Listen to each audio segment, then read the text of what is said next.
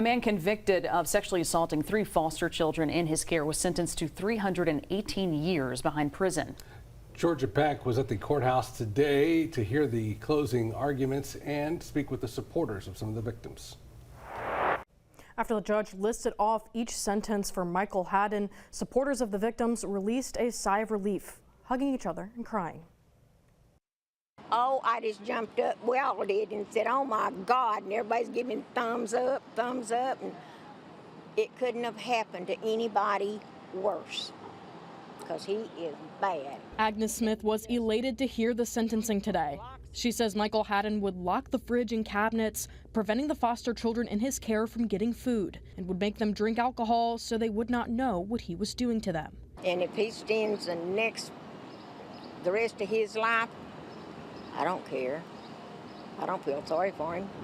He sure didn't feel sorry for our children. During closing statements, supporters of each victim spoke about the impact Michael Hadden has had on their lives. One of them read a statement from a victim who says, "I put my trust, love, compassion, and kindness into what I thought was going to be my loving family."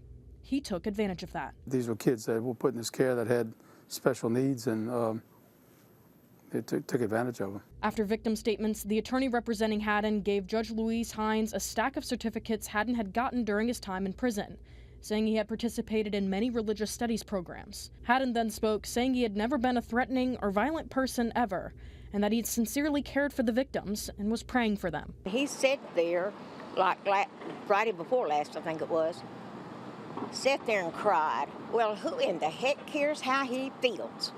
Because it sure ain't me. Judge Hines then addressed Hadden directly, saying, "You targeted boys, and boys that were young enough to where you might not have to provide alcohol to them.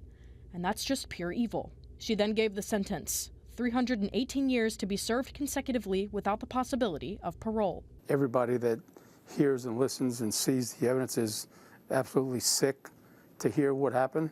And I think that for that reason, the judge's sentence was absolutely necessary and appropriate. I'm glad the judge saw it that way. Supporters of the victims say the Department of Children and Family Services failed to protect the children by allowing them back into Hadden's care.